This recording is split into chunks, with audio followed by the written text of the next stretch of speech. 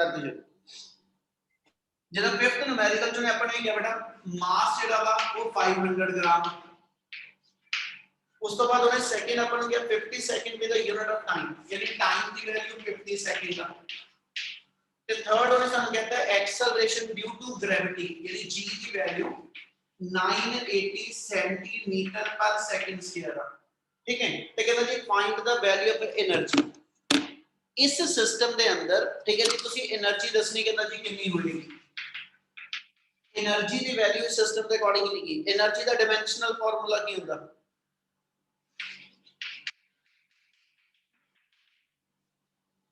आवाज आ रही yes sir ml2t minus 2 हाँ बोलो किसी का formula ml2t minus 2 ml2t minus 2 बिल्कुल ਇਹਦਾ मतलब ਜੇ ਮੈਂ એનર્ਜੀ ਦੀ ਵੈਲਿਊ ਕੱਢਣੀ ਹੈ ਮੈਨੂੰ ਕਿਹਦੀ ਕਿਹਦੀ ਵੈਲਿਊ ਚਾਹੀਦੀ ਹੈ ਇੱਕ ਮਾਸ ਇੱਕ ਲੈਂਥ ਇੱਕ ਟਾਈਮ ਉੱਪਰ ਚੈੱਕ ਕਰੋ ਮਾਸ ਤੇ ਟਾਈਮ ਦੀ ਵੈਲਿਊ ਤਾਂ ਪਹਿਲਾਂ ਹੀ ਹੈਗੀ ਹੈ ਇਹਦੇ ਮਤਲਬ g ਦੀ ਹੈਲਪ ਨਾਲ ਮੈਂ ਇੱਥੋਂ l ਕੱਢਣਾ ਹੈ ਨਾ ਤੇ ਆਪਾਂ g ਦਾ ਡਾਈਮੈਂਸ਼ਨਲ ਫਾਰਮੂਲਾ ਲਿਖੀਏ ਤੇ nt-2 ਆ टाइम का डायमेंशनल फार्मूला t आ ते मास का डायमेंशनल फार्मूला m आ ते पुੱਤ बिल्कुल सौखा जिहा बच्चे जे इस फार्मूले दे अंदर मैं t दी वैल्यू 50 इथे पुट अप कर लवां जे t दी थां ते मैं वैल्यू पुट अप कर लवां 50 ते मुड़ के इतो सॉल्व करा l निकल सकदा हां जी सर बस इना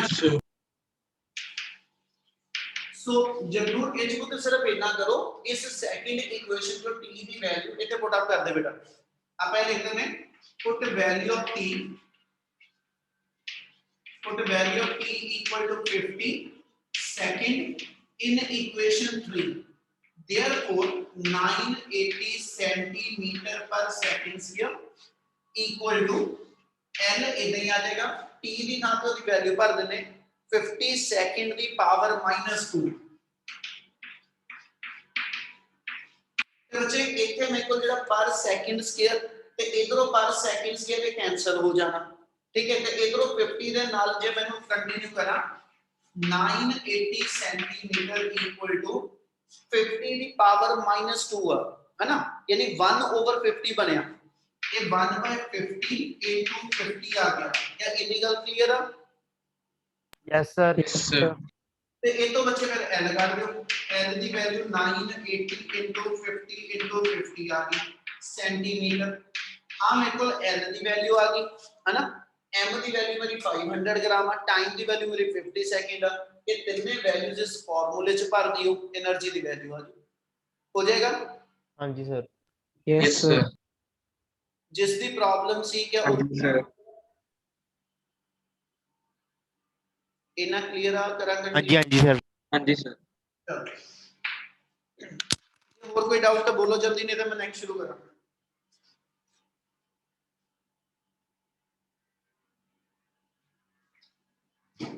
करिए शुरू जी हां जी सर yes sir चलो जेड़ा टॉपिक कर रहे सी ਆਪਾਂ measurement of mass length and time उसे कंटिन्यू करन लगिया लास्ट जो कर रहे ਸੀਗੇ ਉਹ ਜਦ ਆਪਾਂ ਐਸਐਚ ਕੀਤਾ ਸੀਗਾ ਤੁਹਾਡੇ ਕੋਲ ਕਿ ਲੈਂਥ ਨੂੰ ਮੇਜ਼ਰ ਕਰਨ ਦੇ ਇਨਡਾਇਰੈਕਟ ਮੈਥਡ ਦੇ ਵਿੱਚੋਂ ਆਪਾਂ ਕੁਝ ਮੈਥਡ ਲੈ ਰਹੇ ਸੀ ਇਕੋ method radar method Sonar method ਹਨਾ ਜਾਂ ਸਿੰਪਲ ਲੇਜ਼ਰ ਮੈਥਡ ਜਿਹਨੂੰ ਰਿਫਲੈਕਸ਼ਨ ਮੈਥਡ ਵੀ ਕਹਿੰਦੇ ਤੇ ਬੇਟਾ ਇਸੇ ਤਰ੍ਹਾਂ ਨੈਕਸਟ ਇਨਡਾਇਰੈਕਟ ਮੈਥਡ ਆਪਣੇ ਕੋਲ ਜਿਹੜਾ ਆਏਗਾ ਠੀਕ ਹੈ ਕਿਸੇ ਡਿਸਟੈਂਸ ਨੂੰ ਮੇਜ਼ਰ ਕਰਨ ਲਈ ਮੈਥਡ ਦਾ ਨਾਮ ਹੈਗਾ ਟ੍ਰਾਇੰਗੂਲੇਸ਼ਨ ਮੈਥਡ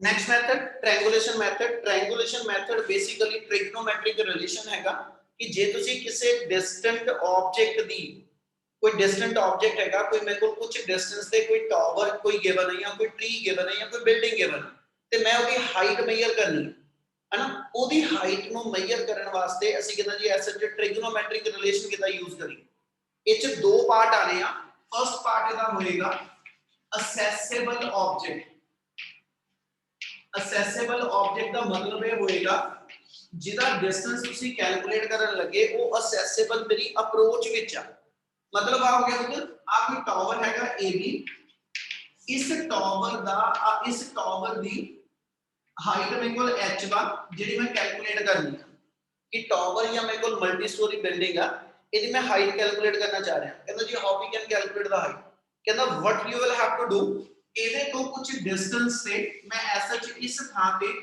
ठीक है एसएच इस सी पोजीशन पे यानी x किलोमीटर या x मीटर डिस्टेंस पे मैं तो चला जाऊं इस जगह पे जाके मैं एसएच अपने मैं इस जगह पे जाके एसएच अपने एक डिवाइस नु फोकस करांगा जेड़ा ਇਹਦਾ एंगल ऑफ एलिवेशन मेजर करता ठीक है एक डिवाइस का नाम ले रहे हैं डिवाइस ਨੂੰ ਅਸੀਂ ਨਾਮ ਦਿੰਨੇ ਸੈਕਸਟੈਂਟ ਸੈਕਸਟੈਂਟ ਤੁਹਾਡੇ ਕੋਲ ਡਿਵਾਈਸ ਆ ਜਿਹੜਾ ਤੁਹਾਡੀ ਐਂਗਲ ਆਫ ਐਲੀਵੇਸ਼ਨ ਨੂੰ ਮੇਜਰ ਕਰਦਾ ਇਹਦੀ ਇੱਕ ਸਿੰਪਲ ਐਗਜ਼ਾਮਪਲ ਦੇਣਾ ਆਪਾਂ ਕਹਿੰਦੇ ਰੋਡ ਦੇਖਦੇ ਬੰਦੀਆਂ ਹੋਈ ਹਨਾ ਉੱਤੇ ਟ੍ਰਾਈਪੋਡ ਸਟੈਂਡ ਦੇ ਉੱਤੇ ਉਹਨਾਂ ਨੇ ਇੱਕ ਟੈਲੀਸਕੋਪਿਕ ਡਿਵਾਈਸ ਲਗਾਇਆ ਹੁੰਦਾ ਪਤਾ ਜੋ ਬੋਲ ਰਹੇ ਆ ਹਾਂਜੀ ਸਰ ਪਤਾ यस सर ਠੀਕ ਹੈ ਉਹ ਜਿਹੜਾ ਟੈਲੀਸਕੋਪਿਕ ਡਿਵਾਈਸ ਲਗਾਉਂਦੇ ਨਾ ਉਹਦੇ ਨਾਲ ਉਹ ਰੋਡ ਦੀ ਐਲੀਵੇਸ਼ਨਸ ਮੇਜਰ ਕਰਦੇ ਠੀਕ ਹੈ ਤੇ ਉਸ ਐਲੀਵੇਸ਼ਨ ਨੂੰ ਮੇਜਰ ਕਰਨ ਲਈ what you will have to do ਤੁਸੀਂ ਇਸ ਥਾਂ ਤੋਂ ਸੈਕਸਟੈਂਟ ਨੂੰ ਇਹਦੇ ਟੌਪ ਪੁਆਇੰਟ ਤੇ ਫੋਕਸ ਕਰੋਗੇ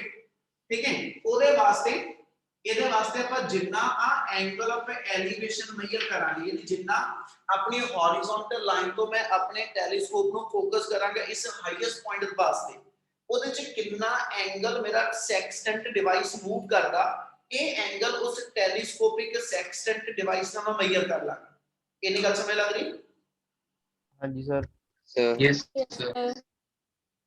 वो तो बाकी जाने रिस्पॉन्ड जरूर करया करो इतनी गल क्लियर है ਹਾਂਜੀ ਹਾਂਜੀ ਸਰ ਬਿਲकुल क्लियर clear। करी मतलब कितना करते Yes, sir. तो बच्चे जे एंगल मेरे को सेक्सटेंट दी हेल्प ना मेजरेबल है ना आ डिस्टेंस मैं इंची टेप लेके सिंपल सीधा मेजर कर सकदा कि भी मैं अपने इस मूवमेंट दे ऑब्जर्वेशन पॉइंट इस टावर दे फुट तो कहंदा जी कितने डिस्टेंस ते सो x मेरा नॉन वेरिएबल हो गया थीटा मेरा नॉन वेरिएबल हो गया h मेरा अननोन वेरिएबल ਇਹਨਾਂ ਤਿੰਨ ਚੀਜ਼ਾਂ ਨੂੰ ਮੈਂ ਰਿਲੇਟ ਕਰਨਾ ਤੇ ਆਪਾਂ ਰਿਲੇਟ ਕਰਨ ਵਾਸਤੇ ਇੱਕ ਸਿੰਪਲ ਟ੍ਰਿਗਨੋਮੈਟ੍ਰਿਕ ਕੰਡੀਸ਼ਨ ਲਗਾ ਦੋ ਐਂਗਲ ਦੀ ਸਾਹਮਣੀ ਸਾਈਡ ਪਰਪੈਂਡੀਕੂਲਰ ਤੇ ਆ ਮੇਰੇ ਕੋਲ ਬੇਸ ਆ ਜਾਏਗਾ ਤੇ ਪਰਪੈਂਡੀਕੂਲਰ ਓਵਰ ਬੇਸ ਮੇਰੇ ਕੋਲ tan ਥੀਟਾ ਡਿਫਾਈਨ ਕਰ ਦੂੰ ਤੇ ਇਹਦੇ ਵਿੱਚੋਂ ਜੇ ਮੈਂ h ਕੱਢਣਾ ਤੇ यस सर h ਦੀ ਵੈਲਿਊ x tan ਥੀਟਾ ਆ ਜਾਏਗੀ x ਮੇਰਾ ਨੋਨ ਆ एंगल ऑफ एलिवेशन ਅਸੀਂ ਮੇਜਰ ਕੀਤਾ ਹੋਇਆ ਦੋਨਾਂ ਦੀ ਵੈਲਿਊ ਇਸ ਰਿਲੇਸ਼ਨ ਚ ਸਬਸਟੀਟਿਊਟ ਕਰ ਲਾਂ ਤੇ ਇਸ ਟਾਵਰ ਦੀ ਹਾਈਟ ਆਪਾਂ ਕੈਲਕੂਲੇਟ ਕਰ ਸਕਦੇ ਹਾਂਜੀ ਹਾਂਜੀ ਸਰ सर Yes, sir. ਕਿ ਸਾਰੇ यस सर ਹਾਂਜੀ ਹਾਂਜੀ ਸਰ ਕਲੀਅਰ ਆ ਚੇਤਨਿਆ Yes, sir. ਬਾਕੀ ਨੂੰ ਰਿਸਪੌਂਡ ਕਰਨ ਦਿਆ ਕਰ Excuse me, sir. ਬੋਲੋ ਜੀ सर ये tan थीटा जो एंगल आएगा वो है ਜਿਹੜਾ tan थीटा एंगल आएगा वो सर जो थीटा मतलब हमने निकाला वही tan मतलब एंगल वही वाला लगेगा ना जो डिवाइस मेजर करेगा ਹਾਂ ਬਿਲਕੁਲ ਉਹ ਤਾਂ ਐਂਗਲ ਤੁਸੀਂ ਸੈਕਸਟੈਂਟ ਦੇ ਨਾਲ ਮੇਜਰ ਕਰ ਲਿਆ ਹਨਾ ਆ ਜਿਹੜਾ ਮੇਰਾ ਐਸਐਚ ਅਸੈਸਿਬਲ ਆਬਜੈਕਟ ਦਾ ਬੇਸ ਤੋਂ ਡਿਸਟੈਂਸ ਆ ਇਹ ਬੇਟਾ ਮੈਂ ਡਾਇਰੈਕਟਲੀ ਮੇਜ਼ਰਿੰਗ ਟੇਪ ਨਾਲ ਮੇਜਰ ਕਰ ਸਕਦਾ ਹਨਾ ਯਾਨੀ ਆ ਡਿਸਟੈਂਸ ਮੈਨੂੰ ਪਤਾ ਕਿ ਵੀ ਮੈਂ ਐਸਐਚ ਉਸ ਟਾਵਰ ਤੋਂ ਜਾਂ ਉਸ ਬਿਲਡਿੰਗ ਤੋਂ 10 ਮੀਟਰ 20 ਮੀਟਰ 30 ਮੀਟਰ ਦੂਰ ਖੜਾ ਤੇ ਮੈਂ ਉਹ ਡਿਸਟੈਂਸ ਮੈਨੂੰ ਨੋਨ ਇਤੋਂ ਰੱਖ ਕੇ ਮੈਂ ਸੈਕਸਟੈਂਟ ਨੂੰ ਕਹਿੰਦਾ ਜੀ ਫੋਕਸ ਕੀਤਾ ਉਹਦੇ ਹਾਈਐਸਟ ਪੁਆਇੰਟ ਤੇ ਉਹਦਾ ਮੇਰਾ ਐਂਗਲ ਆਫ ਐਲੀਵੇਸ਼ਨ ਮੇਜਰ ਹੋ ਗਿਆ ਸੋ ਐਂਗਲ ਸੈਕਸਟੈਂਟ ਦੀ ਹੈਲਪ ਨਾਲ ਤੇ ਆ ਸਿੰਪਲ ਮੇਜ਼ਰਿੰਗ ਸਕੇਲ ਨਾਲ ਮੈਂ ਮੇਜਰ ਕਰਾਂ ਤੇ ਆ ਦੋਨੋਂ ਦੇ ਦੋਨੋਂ ਮੇਰੇ ਨੋਨ ਵੇਰੀਏਬਲ ਹੋ ਗਏ yes sir yes sir yes sir ਇਹਨਾਂ ਦੋ ਨੋਨ ਵੇਰੀਏਬਲ ਦੀ ਫਾਰਮ ਚ ਆਪਾਂ ਅਨਨੋਨ ਵੇਰੀਏਬਲ ਕੱਢ ਲਿਆ ਇਹ ਬਿਲਕੁਲ ਸਿੰਪਲ ਮੈਥਡ ਆ ਠੀਕ ਹੈ ਜਿਸ ਚ ਅਸੀਂ ਅਸੈਸਿਬਲ ਆਬਜੈਕਟ ਲੈ ਰਹੇ ਸੈਕਿੰਡ ਪਾਰਟ ਇਹਦਾ ਜਿਹੜਾ ਆਏਗਾ ਉਹ ਚ ਅਸੀਂ ਕਹਿ ਰਹੇ ਆਬਜੈਕਟ ਜਿਹੜਾ ਇਨਅਸੈਸਿਬਲ ਆਬਜੈਕਟ ਦਾ ਮਤਲਬ ਇਹ ਹੋਏਗਾ ਜਿਹੜੇ ਟਾਵਰ ਦੀ ਹਾਈਟ ਮੈਂ ਕੱਢਣ ਲੱਗਿਆ ਹਨਾ ਮੰਨ ਲਓ ਉਹ ਰਿਵਰ ਦੇ ਦੂਜੀ ਸਾਈਡ ਤੇ ਮੈਂ ਰਿਵਰ ਦੇ ਇਸ ਸਾਈਡ ਖੜਾ ਰਿਵਰ ਦੀ ਵਿੱਥ ਮੈਨੂੰ ਨਹੀਂ ਪਤਾ ਠੀਕ ਹੈ ਉਸ ਮੂਵਮੈਂਟ ਦੇ ਇਸ ਸਾਈਡ ਤੋਂ ਖੜੇ ਹੋ ਕੇ ਯਾਨੀ ਆ ਮੇਰੇ ਕੋਲ ਮੇਰਾ ਐਸਾ ਉਸੇ ਵੇ ਨਾਲ ਟਾਵਰ ਦੀ ਹਾਈਟ ਆ ਗਈ ਏ ਦੀ ਜਿਹੜੀ ਠੀਕ ਹੈ ਇਹਦੀ ਹਾਈਟ ਤੁਸੀਂ ਫਿਰ ਕੈਲਕੂਲੇਟ ਕਰਨੀ ਆ ਪਰ ਆ ਜਿਹੜੀ ਰਿਵਰ ਦੀ ਵਿੱਥ ਆ ਠੀਕ ਹੈ ਜੀ ਇਸ ਮੂਵਮੈਂਟ ਤੇ ਆ ਮੇਰਾ ਅਨਨੋਨ ਵੇਰੀਏਬਲ ਆ ਮੈਨੂੰ ਨਹੀਂ ਪਤਾ ਕਿ ਵੀ ਆ ਡਿਸਟੈਂਸ ਕਿੰਨਾ ਠੀਕ ਹੈ ਬਟ ਇਸ ਇਨਸਟੈਂਟ ਦੇ ਵਿੱਚ ਕਰਾਂਗੇ ਕਿ ਕਿਹੜੇ ਵੇ ਨਾਲ ਇਸ ਅਨਨੋਨ ਕਹ ਲੋ ਕਿ ਵੀ ਹਾਈਟ ਨੂੰ ਅਸੀਂ ਕੈਲਕੂਲੇਟ ਕਰਨਾ ਉਹਦੇ ਲਈ ਕੀ ਕਰਾਂਗੇ ਤੁਸੀਂ ਦੋ ਡਿਫਰੈਂਟ ਆਬਜ਼ਰਵੇਸ਼ਨ ਪੁਆਇੰਟ ਲਓਗੇ ਇੱਕ ਆਪਾਂ ਇੱਕ ਆਬਜ਼ਰਵੇਸ਼ਨ ਪੁਆਇੰਟ ਲੈਣਾ ਇਸ ਕੇਸ ਦੇ ਅੰਦਰ ਦੋ ਡਿਫਰੈਂਟ ਆਬਜ਼ਰਵੇਸ਼ਨ ਪੁਆਇੰਟਸ ਨੇ ਠੀਕ ਹੈ ਇੱਕ C और एक D और ये दोनों के दोनों ऑब्जर्वेशन पॉइंट जिहड़े ने ये असेसेबल पोर्शन बने यानी मैं पहलो एक बारी सी ते खड़े होके सेक्सटेंट नु इथे इदी एलिवेशन मेजर करने ਲਈ यूज करांगा ठीक है जी दूजी बारी मैं डी ते जाके सेम एक्सपेरिमेंट फिर रिपीट करांगा ठीक है जी ਇਹਦਾ फिर एंगल मेजर करांगा ਜਿਹੜੇ दो एंगल मेरे इतो कहता जी एस ਵਿੱਚ आ गए थीटा 2 ਤੇ थीटा 1 ठीक है ये इतनी गल क्लियर है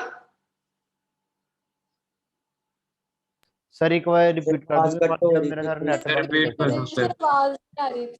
ओके बच्चे मैं दोबारा दस रहा ਉਹ ਤੇ ਆਪਾਂ ਇਹ ਕਿਹਾ ਕਿ ਇਸ AB ਟਾਵਰ ਦੀ ਜਿਹਦੀ ਹਾਈਟ ਮੈਂ ਮੇਜਰ ਕਰਨੀ ਆ ਇਹਦੀ ਹਾਈਟ ਮੇਜਰ ਕਰਨ ਲਈ ਆ BC ਡਿਸਟੈਂਸ ਮੇਰਾ ਅਨਨੋਨ ਆ ਇਹ ਡਿਸਟੈਂਸ ਦੀ ਵੈਲਿਊ ਮੈਨੂੰ ਨਹੀਂ ਪਤਾ ਕਿੰਨੀ ਹੈਗੀ ਆ ਠੀਕ ਹੈ ਆ ਇਸ C ਪੁਆਇੰਟ ਤੋਂ ਮੈਂ ਰਿਵਰ ਦੇ ਦੂਜੀ ਸਾਈਡ ਖੜਾ ਆ ਰਿਵਰ ਦੀ ਵਿਡਥ ਵਾ ਜਿਹਦੀ ਅਨਨੋਨ ਵੈਲਿਊ ਠੀਕ ਹੈ ਜੀ ਤੁਸੀਂ ਇਸ ਸਾਈਡ ਤੇ ਖੜੇ ਹੋ ਕੇ ਇੱਕ ਵਾਰੀ C ਪੁਆਇੰਟ ਤੇ ਆਪਣੇ ਸੈਕਸਟੈਂਟ ਨੂੰ ਕਹਿੰਦਾ ਜੀ ਫਿਕਸ ਕਰੋਗੇ ਤੇ ਇਤੋਂ ਇਹਦੀ ਐਲੀਵੇਸ਼ਨ ਆਫ ਦਾ ਯਾਨੀ ਐਂਗਲ ਆਫ ਐਲੀਵੇਸ਼ਨ ਜਿਹੜਾ ਉਹ ਥੀਟਾ 1 ਮੇਜਰ ਕਰ ਲਓਗੇ ਇੰਨੀ ਗੱਲ ਸਮਝ ਲੱਗੀ यस सर Yes, sir.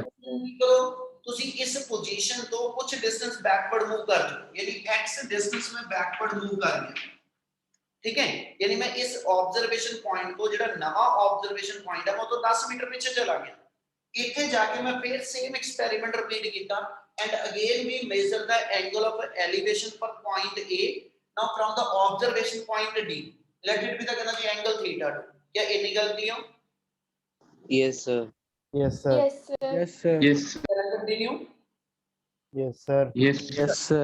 ਹੁਣ ਉਹ ਜਦੋਂ ਤੁਹਾਡੇ ਕੋਲ ਦੋ ਆ ਮੇਰੇ ਐਂਗਲ ਨੋਨ ਹੋ ਗਏ ਹੁਣ ਇਹ ਦੋ ਨੋਨ ਵੇਰੀਏਬਲ ਹੋ ਗਏ ਆ ਮੇਰਾ ਡਿਸਟੈਂਸ ਜਿਹੜਾ ਦੋ ਆਬਜ਼ਰਵੇਸ਼ਨ ਪੁਆਇੰਟਸ ਦੇ ਵਿਚਲਾ ਇਹ ਨੋਨ ਹੋ ਗਿਆ ਆ ਅਨਨੋਨ ਸੀ ਹਨਾ ਤੇ ਹੁਣ ਜੇ ਮੈਂ ਇਹਦੀ ਹਾਈਟ ਕੈਲਕੂਲੇਟ ਕਰਨੀ ਕਹਿੰਦਾ ਜੀ ਉਹਦੇ ਲਈ ਆਪਾਂ ਕੀ ਕਰੀਏ ਆਪਾਂ ਦੋ ਵਾਰੀ ਟ੍ਰਿਗਨੋਮੈਟ੍ਰਿਕ ਰਿਲੇਸ਼ਨ ਲਵਾਂਗੇ ਦੋ ਰਾਈਟ ਐਂਗਲ ਟ੍ਰਾਇੰਗਲ ਦੇ ਅੰਦਰ ਇੱਕ ਵਾਰੀ ABC ਰਾਈਟ ਐਂਗਲ ਟ੍ਰਾਇੰਗਲ ਇੱਕ ਵਾਰੀ ABD ਰਾਈਟ ਐਂਗਲ ਟ੍ਰਾਇੰਗਲ ਤੇ ਦੋਨਾਂ ਦੇ ਵਿੱਚ ਅਸੀਂ cot ਥੀਟਾ ਡਿਫਾਈਨ ਕਰਨ ਲੱਗੇ ਲਾਸਟ ਦੱਸ ਦਾਂਗਾ ਕਿ cot ਕਿਉਂ ਲਿੱਤਾ tan ਕਿਉਂ ਠੀਕ ਹੈ ਹੁਣ ਇਹਦੇ ਵਿੱਚੋਂ ਜੇ ਮੈਂ ਡਿਫਾਈਨ ਕਰਾਂ here in triangle ABC ਇਹਦੇ ਵਿੱਚੋਂ cot ਥੀਟਾ 1 ਡਿਫਾਈਨ ਕਰ ਲਓ ਠੀਕ ਹੈ tan ਹੁੰਦਾ ਪਰਪੈਂਡੀਕੂਲਰ ਬਾਈ ਬੇਸ ਇਹ ਮੇਰੇ ਕੋਲ ਆ ਗਿਆ ਜੀ ਬੇਸ ਬਾਈ ਪਰਪੈਂਡੀਕੂਲਰ BC ਬਾਈ AB ਕਲੀਅਰ ਇਨੀ ਗੱਲ Yes, Yes, sir. yes, sir. Yes sir Yes, sir. Similarly, in triangle ABD, second time ABD triangle ले लो, उस triangle ਦੇ ਵਿੱਚ ਜੇ ਮੈਂ cot theta 2 define ਕਰ ਲਵਾਂ ਤੇ ਬੇਟਾ cot theta ਬਣ ਗਿਆ base over ਮੇਰੇ ਕੋਲ ਜਿਹੜਾ perpendicular ਯਾਨੀ BD over AD क्या इतना क्लियर है जी yes yes sir sir Yes, Yes, Yes, sir. sir.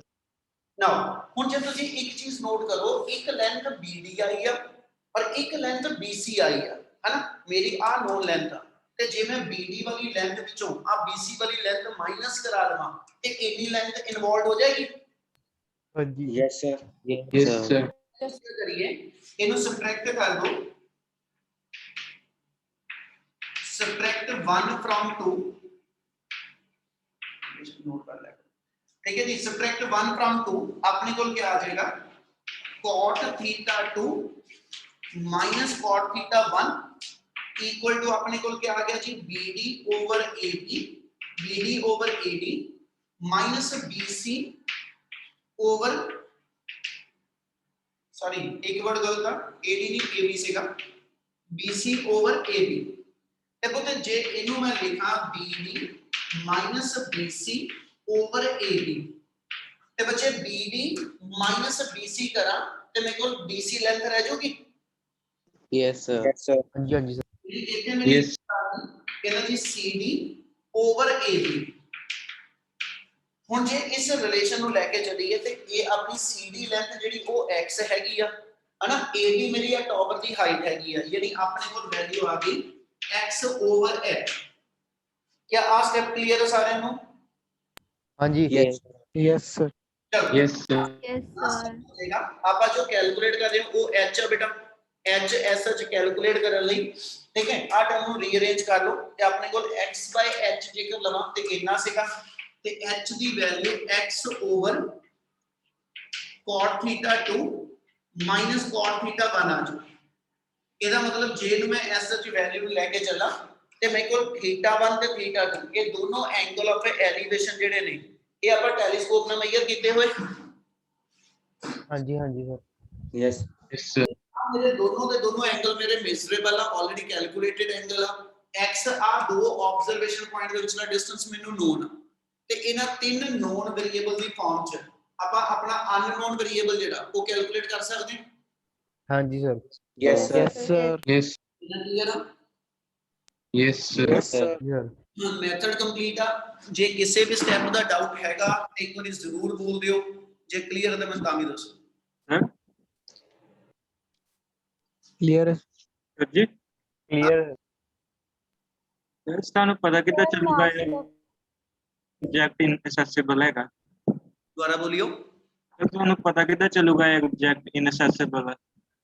ਨਹੀਂ ਨਹੀਂ ਪੁੱਤ, ਆਪਾਂ ਦੋ ਆਪਸ਼ਨਾਂ ਲਿੱਤੀਆਂ ਕਿ ਜਿਹੜੇ ਟਾਵਰ ਦੀ ਤੁਸੀਂ ਹਾਈਟ ਕੱਢਣ ਲੱਗੇ ਹੋ ਹਨਾ, ਉਹ ਮੇਰੇ ਕੋਲ ਐਸ ਸੱਚ ਜਿਹੜਾ ਟਾਵਰ ਮੇਰੇ ਰੀਚ ਵਿੱਚ ਆ ਕਿ ਮੇਰੇ ਕੋਲ ਰੀਚ ਤੋਂ ਬਾਹਰ।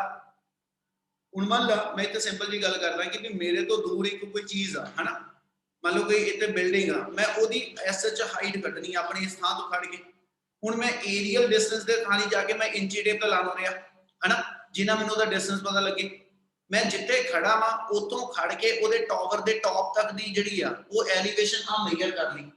ਮੁੜ ਕੇ ਮੈਂ ਆਪਣੇ ਹੀ ਛੱਤ ਤੇ ਖੜੇ ਹੋ ਕੇ ਆਪਣੇ ਇੱਕ ਪੁਆਇੰਟ ਦੀ ਥਾਂ ਤੇ ਦੂਜੇ ਕਿਸੇ ਪੁਆਇੰਟ ਦੇ ਪਿੱਛੇ ਚਲਾ ਗਿਆ, ਉੱਥੋਂ ਜਾ ਕੇ ਮੈਂ ਦੁਬਾਰਾ ਉਸ ਟਾਵਰ ਦੇ ਐਲੀਵੇਸ਼ਨ ਨੋਟ ਕਰ ਲਈ ਤੇ ਆਹ ਦੋ ਐਲੀਵੇਸ਼ਨਾਂ ਮੈਨੂੰ ਨੋਟ ਹੋ ਗਈਆਂ ਤੇ ਜਿੱਥੇ ਮੈਂ ਖੜ ਕੇ ਦੋ ਵਾਰੀ ਆਬਜ਼ਰਵੇਸ਼ਨ ਲਿੱਤੀਆਂ ਉਹ ਡਿਸਟੈਂਸ ਮੈਨੂੰ ਪਤਾ ਵਾ।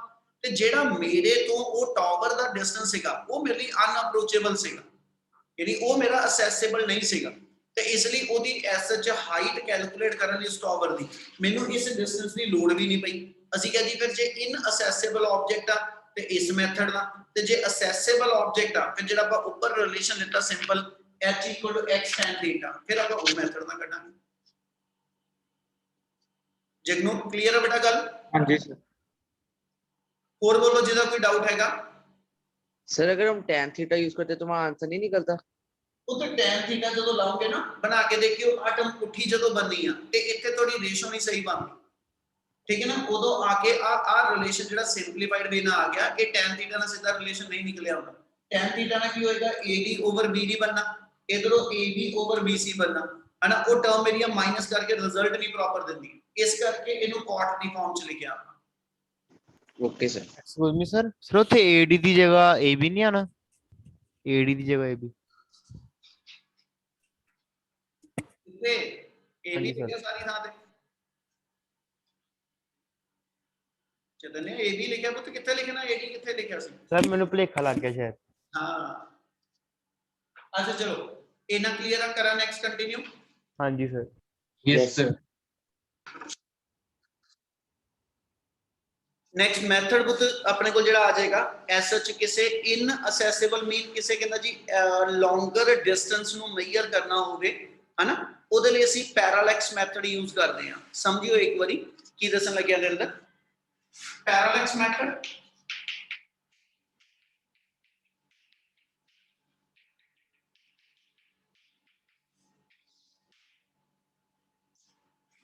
ਚਿਤਨਿਆ ਤੂੰ ਅਟੈਂਡੈਂਸ ਮਾਰਕ ਕਰਨੀ ਆ, ਅਟੈਂਡੈਂਸ ਨੋਟ ਠੀਕ ਆ ਸਰ। Okay sir. ਸਕਰੀਨਸ਼ਾਟ ਭੇਜਣਾ। ਪੈਰਾਲੈਕਸ ਮੈਥਡ ਸਨੇਹਾ ਥੋੜਾ ਜਿਹਾ ਇਹਨੂੰ ਕੰਮ ਦਿੰਨੇ, ਇਹ ਕਰੂੰਗਾ ਹੁਣ। ਪੈਰਾਲੈਕਸ ਮੈਥਡ ਕਿਹਨੂੰ ਕਹਿੰਦੇ ਬੇਟਾ? ਕਹਿੰਦਾ ਮੈਂ ਪਹਿਲਾਂ ਪੈਰਾਲੈਕਸ ਵਰਡ ਨੂੰ ਲੈ ਕੇ ਚੱਲੀਏ। ਪੈਰਾਲੈਕਸ ਵਰਡ ਕੀ ਹੁੰਦਾ? ਕਹਿੰਦਾ ਜੀ it is the name given to change in position of a given object when the given object is to be observed। ਸਿਰਫ ਸਮਝੋ ਧਿਆਨ ਨਾਲ, it is the name given to change in position of a object when the same object is observed from two different observation point। ਉਹਦਾ ਮਤਲਬ ਇਹਦਾ ਕੀ ਹੈ?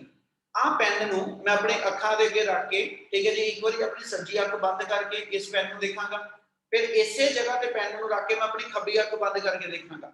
ਕਿਆ ਮੈਨੂੰ ਪੈਨ ਦੀ ਪੋਜੀਸ਼ਨ 'ਚ ਕੋਈ ਚੇਂਜ ਲੱਗਦੀ ਕਿ ਦੋਨੋਂ ਵਾਰ ਇੱਕੋ ਥਾਂ ਤੇ ਲੱਗਦਾ? ਸਰ ਚੇਂਜ ਲੱਗੂਗਾ ਸਰ, ਲੈਫਟ ਰਾਈਟ ਹੋਊਗੀ। चेंज ਹੁੰਦਾ change। ਇਸੇ ਚੀਜ਼ ਦਾ ਨਾਮ ਅਸੀਂ ਪੈਰਾਲੈਕਸ ਕਹਿੰਦੇ। ਤੁਸੀਂ ਕਿਸੇ ਘੜੀ ਨੂੰ ਦੇਖਦੇ ਪਏ ਹੋ, ਮੰਨ ਲਓ ਆਪਾਂ ਕਿਸੇ ਕਹਿੰਦਾ ਜੀ ਵਾਲ ਕਲੌਕ ਨੂੰ ਦੇਖਦੇ ਪਏ, ਤੁਸੀਂ ਸਾਹਮਣੇ ਖੜੇ ਹੋ ਕੇ ਦੇਖਦੇ ਪਏ, ਤੁਹਾਨੂੰ ਉਹਦੀ ਮਿੰਟ ਹੈਂਡ ਦੀ ਸੂਈ ਜਿੱਥੇ ਦਿਖਦੀ ਪਈ ਆ, ਤੇ ਜੇ ਉਹਨੂੰ ਮੈਂ ਸਾਈਡ ਤੋਂ ਜਾ ਕੇ ਦੇਖਦਾ ਪਿਆ ਤੇ ਉਹਦੀ ਮਿੰਟ ਹੈਂਡ ਦੀ ਸੂਈ ਮੈਂ ਦੇਖਦਾ ਹਾਂ ਤੇ ਮੈਨੂੰ ਉਹਦੀ ਪੋਜੀਸ਼ਨ 'ਚ ਚੇਂਜ ਲੱਗੂ। ਹਾਂਜੀ yes sir yes ਇਨ ਦਾ ਸਿਮਿਲਰ ਵੇ ਮੰਨ ਲਓ ਤੁਹਾਡੇ ਕੋਲ ਇੱਕ m ਮੀਟਰ ਹੈਗਾ ਕਰੰਟ ਨੂੰ ਨੋਟ ਕਰਨ ਲਈ। ਹੁਣ m ਮੀਟਰ ਤੋਂ ਜਦੋਂ ਮੈਂ ਰੀਡਿੰਗ ਲੈ ਰਿਹਾ, ਮੈਂ ਕਿਹਾ ਜੀ ਆਪਣੇ ਆਈ ਲੈਵਲ ਦੇ ਸਾਹਮਣੇ ਰੱਖ ਕੇ ਰੀਡਿੰਗ ਲਓ, ਹਨਾ, ਉਹ ਰੀਡਿੰਗ 1.32 ਐਂਪੀਅਰ ਆ ਰਹੀ ਆ, ਤੇ ਜਦੋਂ ਮੈਂ ਸਾਈਡ ਤੋਂ ਜਾ ਕੇ ਦੇਖਦਾ ਪਿਆ ਉਹ ਰੀਡਿੰਗ 'ਚ ਮੈਨੂੰ ਚੇਂਜ ਲੱਗਦੀ ਆ। ਇਹਦਾ ਮਤਲਬ ਇਹ ਹੋ ਗਿਆ ਇੱਕੋ ਚੀਜ਼ ਨੂੰ, ਇੱਕੋ ਹੀ ਆਬਜੈਕਟ ਨੂੰ ਜੇ ਮੈਂ ਦੋ ਡਿਫਰੈਂਟ ਆਬਜ਼ਰਵੇਸ਼ਨ ਪੁਆਇੰਟ ਤੋਂ ਆਬਜ਼ਰਵ ਕਰਾਂਗਾ ਤੇ always we observe there is a change in position. ਮੈਨੂੰ ਉਸ ਆਬਜੈਕਟ ਦੀ ਪੋਜੀਸ਼ਨ ਦੇ ਅੰਦਰ ਕੁਝ ਚੇਂਜ ਆਬਜ਼ਰਵ ਹੁੰਦੀ ਹੈ, ਤੇ ਬੇਟਾ ਜਿਹੜੀ ਉਹ ਚੇਂਜ ਆਂਦੀ ਬਈ ਉਸ ਚੀਜ਼ ਦਾ ਨਾਮ ਅਸੀਂ ਕਹਿੰਦੇ ਜੀ ਇਹ ਪੈਰਾਲੈਕਸ ਆ। क्या पैरालैक्स वर्ड समझ लग गया? Yes, sir. सर ये Yes, एमीटर sir. वाला एग्जांपल फिर से समझा दीजिए जी बेटा बोलो दोबारा। सर, जो एमीटर वाला एग्जांपल था। आ दे बच्चे आ गए आ मान लो मेरे को एक एम मीटर आ ओदा मेरे को सेंटर च पॉइंटर है ना, इथे 0 एंपियर, इथे 1 एंपियर, इथे 2 एंपियर, आ ਵਿੱਚ ਉਹਦੇ ਲਾਈਨਾਂ ਲੱਗੀਆਂ ਹੋਈਆਂ, ਠੀਕ ਹੈ। ਹੁਣ ਪੁਆਇੰਟਰ ਇਹਦਾ ਇਸ ਵੇਲੇ ਜਿਹੜਾ ਉਹ ਇੱਥੇ ਕਿਸੇ ਪੁਆਇੰਟ ਤੇ ਆ, ਉਹ ਤੇ ਜੇ ਨੂੰ ਮੈਂ ਬਿਲਕੁਲ ਇਹਦਾ ਸਾਹਮਣੇ ਖੜੇ ਹੋ ਕੇ ਦੇਖਦਾ ਹਾਂ ਹਨਾ, ਤੇ ਜੇ ਨੂੰ ਮੈਂ ਇਹਦਾ ਟੇਢਾ ਕਰਕੇ ਦੇਖਦਾ ਹਾਂ, ਇਹਦੇ ਐਜ ਤੋਂ ਜਾ ਕੇ ਦੇਖਦਾ ਹਾਂ, ਕਿਸੇ ਹੋਰ ਆਬਜ਼ਰਵੇਸ਼ਨ ਪੁਆਇੰਟ ਤੋਂ ਦੇਖਦਾ ਹਾਂ, ਇਹਦੀ ਮੈਨੂੰ ਰੀਡਿੰਗ ਦੇ ਵਿੱਚ ਕੁਝ ਫਰਕ ਲੱਗਦਾ, ਮੈਨੂੰ ਪੁਆਇੰਟਰ ਜਿਹੜਾ ਵਾ ਉਹ ਸੇਮ ਥਾਂ ਤੇ ਹਰ ਵਾਰੀ ਅਪੀਅਰ ਨਹੀਂ ਹੋ ਰਿਹਾ। ਇਹਦਾ ਮਤਲਬ ਅਸੀਂ ਕਹਿੰਦੇ ਕਿ ਵੀ ਉਹਦੀ ਐਸ ਸੱਚ ਆਬਜੈਕਟ ਦੀ ਪੋਜੀਸ਼ਨ ਦੇ ਵਿੱਚ ਮੈਨੂੰ ਚੇਂਜ ਆਬਜ਼ਰਵ ਹੁੰਦੀ ਪਈ, ਜਦ ਕਿ ਐਕਚੁਅਲ 'ਚ ਤਾਂ ਚੇਂਜ ਨਹੀਂ ਹੋ ਰਹੀ। ਆ ਪੈਨ ਇੱਥੇ ਰੱਖਿਆ ਸੀ, ਲੈਫਟ ਆਈ ਬੰਦ ਕੀਤੀ, ਰਾਈਟ ਆਈ ਬੰਦ ਕੀਤੀ, ਮੈਨੂੰ ਉਹਦੀ ਪੋਜੀਸ਼ਨ 'ਚ ਡਿਫਰੈਂਸ ਲੱਗਿਆ। क्या पेन हिलिया सी? No sir. नहीं ना। No sir. मतलब ये हो गया कि जे आ दो मेरे डिफरेंट ऑब्जर्वेशन पॉइंट आ, एक मेरी लेफ्ट आई ते एक मेरी राइट आई, ते आ मेरा ऑब्जेक्ट आ। जब मैं इस ऑब्जेक्ट की लाइट पैंदी पई है, इथों लाइट रिफ्लेक्ट होके जो मेरे आई ते आई, ठीक है, जे मेरी राइट आई बंद है ते लेफ्ट आई मैं ओपन कीती सीगी, ਇਹਦੇ ਚ ਜਦੋਂ ਮੈਂ ਆਬਜ਼ਰਵ ਕੀਤਾ ਤੇ ਜਦੋਂ ਇਸੇ ਆਬਜੈਕਟ ਨੂੰ ਮੈਂ ਰਾਈਟ ਆਈ ਨਾਲ ਆਬਜ਼ਰਵ ਕੀਤਾ ਤੇ ਇਸ ਆਬਜੈਕਟ ਦੀ ਪੋਜੀਸ਼ਨ ਦੇ ਅੰਦਰ ਮੈਨੂੰ ਲੈਫਟ ਔਰ ਰਾਈਟ ਆਈ ਜਿਹੜੇ ਮੇਰੇ ਦੋ ਆਬਜ਼ਰਵੇਸ਼ਨ ਪੁਆਇੰਟ ਆ, ਦੋਨੋਂ ਵਾਰੀ ਮੈਨੂੰ ਆਬਜੈਕਟ ਸੇਮ ਥਾਂ ਤੇ ਨਹੀਂ ਲੱਗਣਾ। ਜੇ ਮੇਰੀਆਂ ਦੋਨਾਂ ਅੱਖਾਂ ਜਿਹੜੀਆਂ ਨੇ ਇਕੱਠੀਆਂ ਹੋ ਕੇ ਇੱਕ ਪੁਆਇੰਟ ਤੇ ਹੁੰਦੀਆਂ ਹਨਾ, ਫਿਰ ਮੈਨੂੰ ਇੱਕੋ ਥਾਂ ਤੇ ਦਿਖਣੀ ਸੀ ਜੀ। ਇੱਕ ਵਾਰੀ ਇੱਥੋਂ ਦੇਖਿਆ, ਇੱਕ ਵਾਰੀ ਮੈਂ ਇੱਥੋਂ ਦੇਖਿਆ, ਤੇ ਆ ਦੋ ਆਈ ਦੇ ਵਿੱਚ ਜਿਹੜਾ ਗੈਪ ਆ ਇਹਦੇ ਅਕੋਰਡਿੰਗਲੀ ਮੈਨੂੰ ਆਬਜੈਕਟ ਦੀ ਪੋਜੀਸ਼ਨ 'ਚ ਚੇਂਜ ਲੱਗੂ। yes sir Yes, sir. Yes, sir. इस फिनोमेना ਨੂੰ ਅਸੀਂ ਪੈਰਾਲੈਕਸ ਕਹਿੰਦੇ ਹਾਂ। ਔਰ ਜਿਹੜਾ ਇਸ ਆਬਜ਼ਰਵੇਸ਼ਨ ਪੁਆਇੰਟ ਤੇ ਜਿਹੜਾ ਇਸ ਆਬਜੈਕਟ ਨੇ ਆ ਦੋ ਆਬਜ਼ਰਵੇਸ਼ਨ ਪੁਆਇੰਟ ਤੇ ਐਂਗਲ ਸਬਟੈਂਡ ਕੀਤਾ, ਆ ਜਿੰਨਾ ਐਂਗਲ ਬਣਿਆ ਇਹਨੂੰ ਥੀਟਾ ਲਿਖ ਦੇਣਾ। ਇਸ ਐਂਗਲ ਦਾ ਨਾਮ ਅਸੀਂ ਲਿਖ ਦਿੰਦੇ ਜੀ ਇਹ ਪੈਰਾਲੈਕਟਿਕ ਐਂਗਲ ਆ। ਇਹਨੂੰ ਅਸੀਂ ਨਾਮ ਦਿੰਦੇ ਇਹ ਪੈਰਾਲੈਕਸ ਐਂਗਲ ਆ, ਜਾਂ ਦੂਜਾ ਵਰਡ ਅਸੀਂ ਬੋਲਦੇ ਨੇ ਇਹ ਪੈਰਾਲੈਕਟਿਕ ਐਂਗਲ ਆ। ਕਿ ਇੰਨੀ ਗੱਲ ਸਮਝ ਲੱਗੀ? Yes, sir. Yes sir. ठीक है, ਤੇ ਜਿਹੜਾ ਲੈਫਟ ਤੇ ਰਾਈਟ ਆਈ ਦੇ ਵਿਚਲਾ ਗੈਪ ਆ ਹਨਾ, ਇਹਨੂੰ ਅਸੀਂ ਬੇਸਿਸ ਕਹਿੰਦੇ ਹਾਂ। ਯਾਨੀ ਆ ਮੇਰਾ ਬੇਸਿਸ ਹੋ ਗਿਆ, ਠੀਕ ਹੈ ਜੀ, ਮੇਰੇ ਦੋ ਆਬਜ਼ਰਵੇਸ਼ਨ ਪੁਆਇੰਟਸ ਦੇ ਵਿਚਲਾ, ਤੇ ਆ ਜਿਹੜੇ ਦੋ ਆਬਜ਼ਰਵੇਸ਼ਨ ਪੁਆਇੰਟ ਨੇ ਆਬਜੈਕਟ ਤੇ ਐਂਗਲ ਬਣਾਇਆ, ਇਹਨੂੰ ਅਸੀਂ ਪੈਰਾਲੈਕਟਿਕ ਐਂਗਲ ਕਹਿੰਦੇ ਹਾਂ। क्या ਇੰਨੀ ਗੱਲ ਸਮਝ ਲੱਗੀ? Yes, Yes, sir. सर। ਇਸੇ ਨੂੰ ਕੰਟੀਨਿਊ ਕਰ ਰਹੇ ਹਾਂ। ਕਹਿੰਦਾ ਜੀ ਪੈਰਾਲੈਕਸ ਮੈਥਡ ਮੇਰੇ ਕੰਮ ਕਿਸ ਆਂਦਾ, ਆਪਾਂ ਕਿਸ ਪਰਪਸ ਲਈ ਇਹਨੂੰ ਯੂਜ਼ ਕਰਦੇ ਹਾਂ? ਕਹਿੰਦਾ Sir, to measure large distances. ਇਸ ਯੂਜ਼ ਹਾਂ ਗੁਰਗੀਤ Sir, to measure large distances. Sir, to measure large distances. कहना जी this method can be used to determine the distance of a star which is lesser than 100 light year।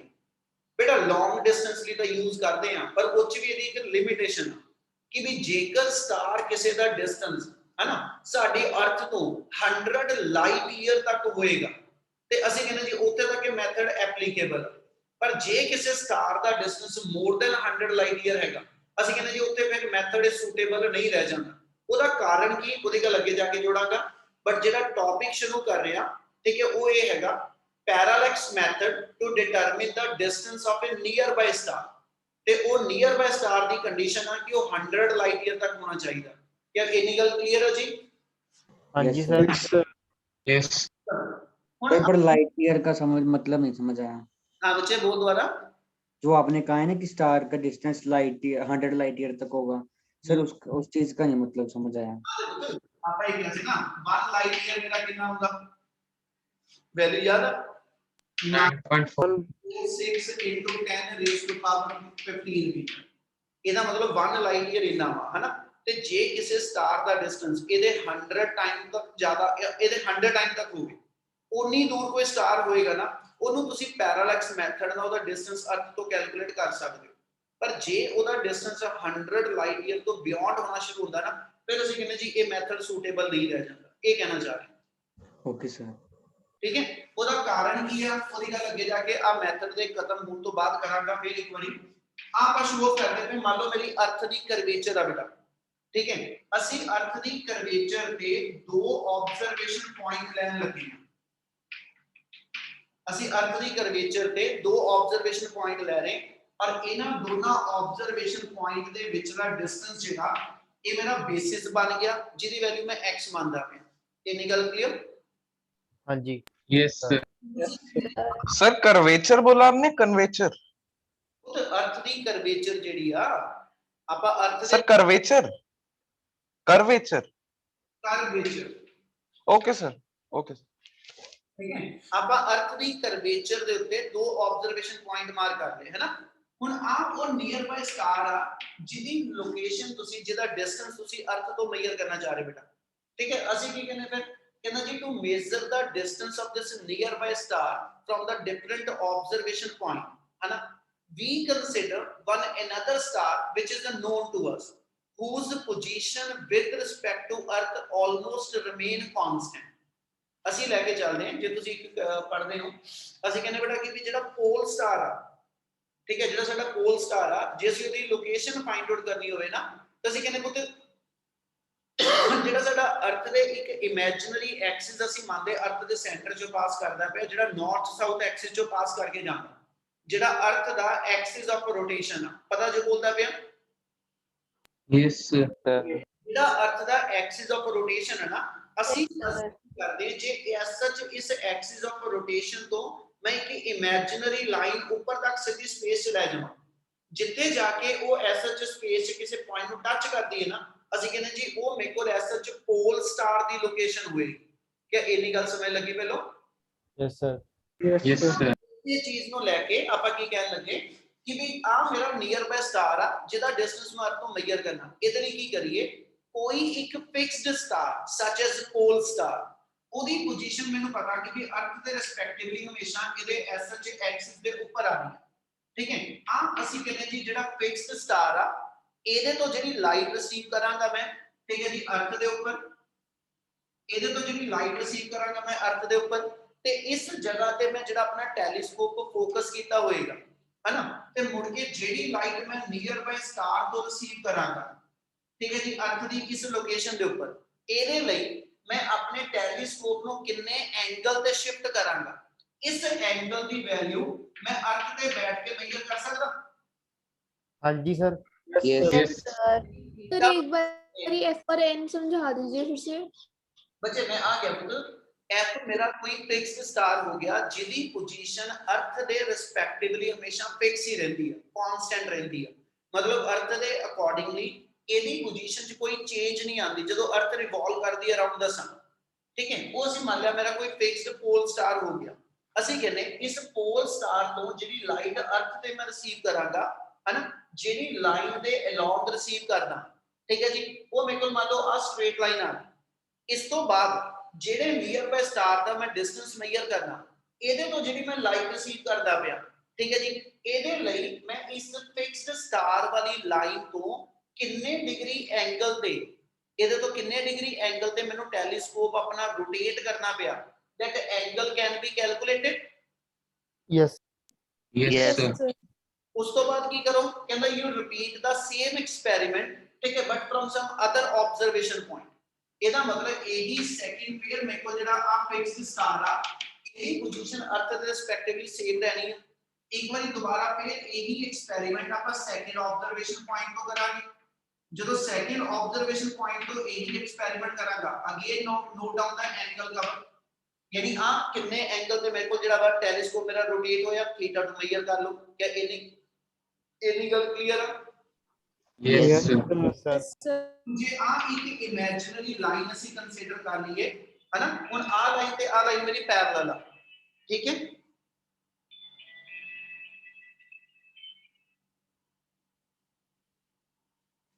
ਹਾਂਜੀ, ਆ ਦੋਨੋਂ ਲਾਈਨਾਂ ਮੈਂ parallel ਲੈ ਕੇ ਚੱਲਣਾ, ਆ ਲਾਈਨ ਨੂੰ ਮੈਂ ਟ੍ਰਾਂਸਵਰਸਲ ਲੈ ਕੇ ਚੱਲਣਾ, ਇਹਦਾ ਮਤਲਬ θ1 ਦੇ ਕੋਰਸਪੋਂਡਿੰਗ ਇੱਥੇ ਐਂਗਲ θ1 और सिमिलरली इधरों आर एंगल मेरा थीटा इतना आ जाएगा। Yes, sir. Yes, Yes, sir. yes, sir. Figure ਦੇ ਅਕੋਰਡਿੰਗਲੀ ਆਪਾਂ ਇਹ ਕਿਹਾ ਸੀਗਾ ਆ ਮੇਰਾ ਪੈਰਾਲੈਕਟਿਕ ਐਂਗਲ ਆ, ਠੀਕ ਹੈ ਜੀ। ਆ ਮੇਰੇ ਕੋਲ ਇਸ ਮੂਮੈਂਟ ਤੇ θ1 θ2 ਮੇਰਾ ਪੈਰਾਲੈਕਟਿਕ ਐਂਗਲ ਬਣ ਜੂ। ਹਾਂਜੀ sir. Yes, sir. Yes, sir. ਜਿਹੜੇ ਮੇਰੇ ਦੋ ਆਬਜ਼ਰਵੇਸ਼ਨ ਪੁਆਇੰਟਸ ਨੇ ਇਹਦੇ ਵਿਚਲੇ ਡਿਸਟੈਂਸ ਨੂੰ ਆਪਾਂ ਬੇਸਿਸ ਕਹਿੰਦੇ ਬੇਟਾ, ਤੇ ਆ ਅਰਥ ਦੀਆਂ ਦੋ ਆਬਜ਼ਰਵੇਸ਼ਨ ਪੁਆਇੰਟ ਜਿਹੜੇ ਨੇ ਇਹਨਾਂ ਬੇਸਿਸ ਦੇ ਵਿਚਲਾ ਡਿਸਟੈਂਸ ਮੇਰਾ x ਮੈਨੂੰ ਨੋਨ ਹੋਏਗਾ। Yes, sir. Yes, sir.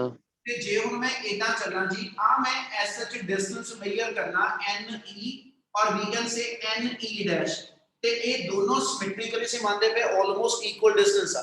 ਤੇ ਇੱਥੇ ਪੁੱਤ ਐਂਗਲ ਦੀ ਡੈਫੀਨੇਸ਼ਨ ਲਾ, ਐਂਗਲ ਦੀ ਸਟੈਂਡਰਡ ਡੈਫੀਨੇਸ਼ਨ ਕੀ ਹੁੰਦੀ ਹੈ ਜੀ? Angle Theta is arc by length. Arc by length.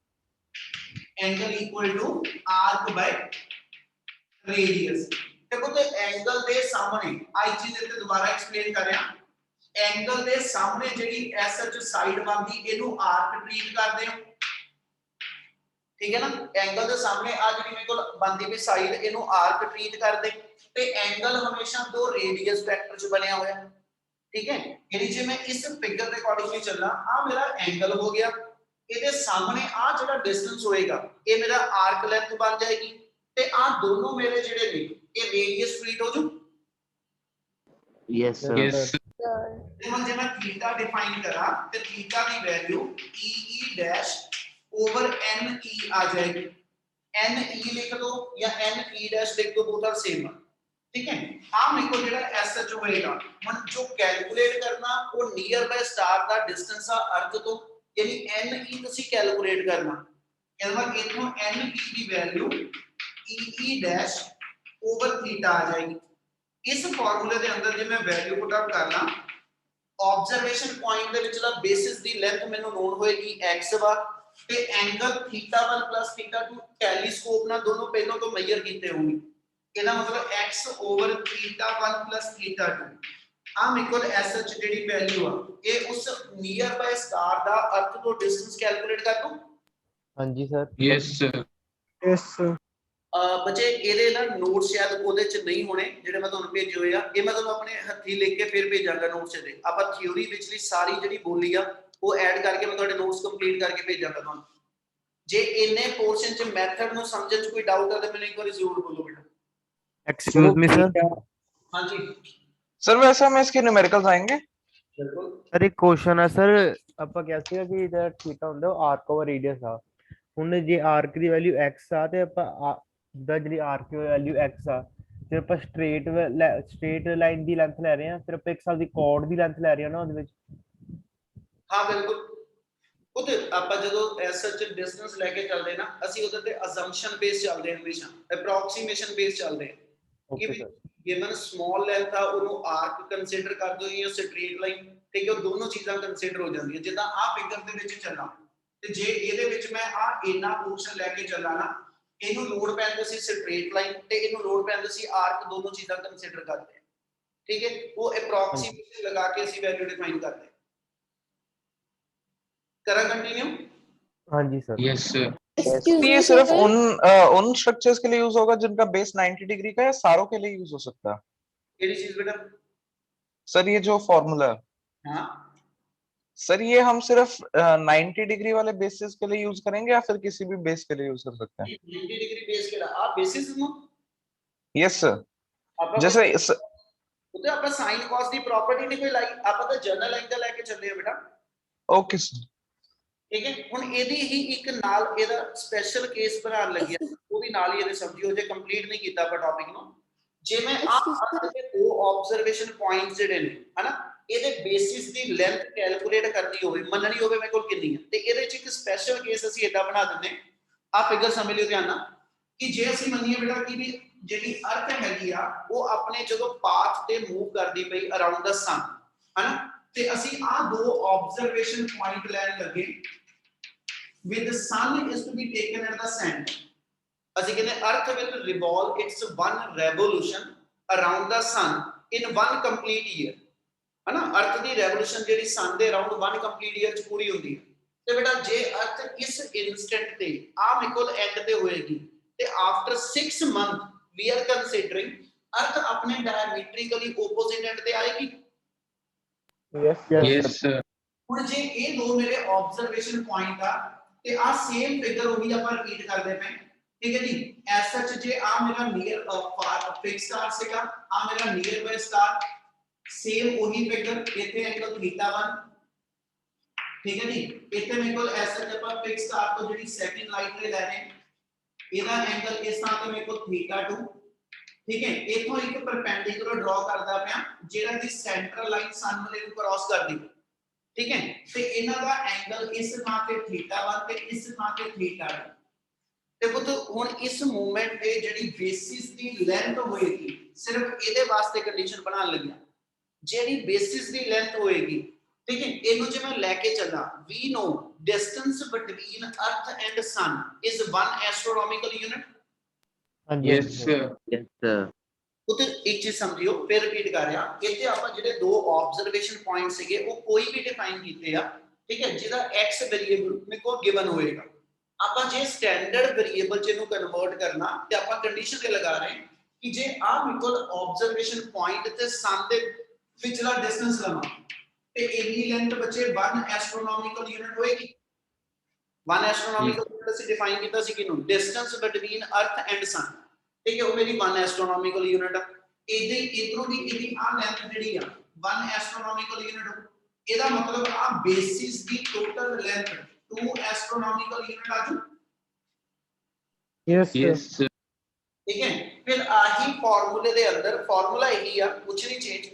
ਇਸ ਫਾਰਮੂਲੇ ਦੇ ਅੰਦਰ ਜਿਹਨੂੰ ਤੁਸੀਂ x ਡਿਫਾਈਨ ਕੀਤਾ ਸੀ ਆਬਜ਼ਰਵੇਸ਼ਨ ਪੁਆਇੰਟ ਦੇ ਬੇਸਿਸ ਦਾ ਡਿਸਟੈਂਸ ਹੈ ਨਾ, ਇਹਦੀ ਥਾਂ ਤੇ ਤੁਸੀਂ ਵੈਲਿਊ 2 ਐਸਟ੍ਰੋਨੋਮਿਕਲ ਯੂਨਿਟ ਭਰ ਸਕਦੇ ਹੋ। यानी इस केस ਦੇ ਅੰਦਰ ਜੇ ਆਪਾਂ ne ਦੀ ਲੈਂਥ ਲਿਖਣੀ ਆ ਤਾਂ that becomes to be θ1 θ2 over 2 astronomical unit। ਅੱਗੇ ਇਹਦੀ ਐਸਟ੍ਰੋਨੋਮਿਕਲ ਯੂਨਿਟ ਦੀ ਵੈਲਿਊ ਪੁੱਟ ਅਪ ਕਰ ਦੋ ਤੇ ਆਪਣਾ ਫਾਰਮੂਲਾ ਬਣ ਗਿਆ ne equal to θ1 θ2 over 2 into 1.5 into 10 raised to power 11। यानी आ फार्मूला ला लो ਤੇ ਇਹ ਮੇਰੇ ਕੋਲ ਐਸ ਐਚ ਪੈਰਾਲੈਕਸ ਮੈਥਡ ਨਾਲ ਤੁਸੀਂ ਕਿਸੇ ਨੀਅਰ ਬਾਈ ਸਟਾਰ ਦਾ ਡਿਸਟੈਂਸ ਕੱਢਦੇ ਪਏ। ਕੀ ਇੰਨੀ ਗੱਲ ਕਲੀਅਰ? ਸਰ ਮੇਰੇ ਮਤਲਬ ਇਹਦੇ ਵਿੱਚ ਬਸ ਰੈਸੀਪ੍ਰੋਕਲ ਹੀ ਆ ਉਸ ਫਾਰਮੂਲੇ ਦਾ, ਠੀਕ ਇਸ ਕੇਸ ਦੇ ਵਿੱਚ ਉਹ ਫਾਰਮੂਲੇ ਦਾ ਰੈਸੀਪ੍ਰੋਕਲ ਹੀ ਇੱਕ ਹਿਸਾਬ ਦਾ। ਦੇਖਾ ਆਪਾਂ ਪੁੱਠਾ ਲਿਖਦੇ ਹਾਂ, ਰੁਕ ਜਾ, ਆਪਾਂ ਟਰਮੂਟੇ ਲਿਖਦੇ ਆਰਕ ਲੈਂਥ ਸੀਗੀ 2 into 1.5 into 10 raised to power 11 over θ1 plus θ2। मैं गलती ना पता लिख दिया आ गया ना, फॉर्मूला थोड़ा चेंज हो जाएगा। आर्क एंगल के सामने यानी से आर्क बाय रेडियस, ठीक है, वो वैल्यू वही बन गई। क्लियर है जी? हाँ जी सर। Yes, sir. यार कि मुंडे ने उदा नहीं किया कि वो चीज रह गई, कहता जी ਆਪਾਂ ਇਹਦਾ ਮਤਲਬ ਉਹਦਾ ਪੁੱਠਾ ਹੀ ਹੈ। ਕਿਉਂ ਚੇਤਨਿਆ? हाँ जी सर। हाँ बच्चे माने वो सर जो E और E डैश है वो अर्थ का डायमीटर भी हो सकता है?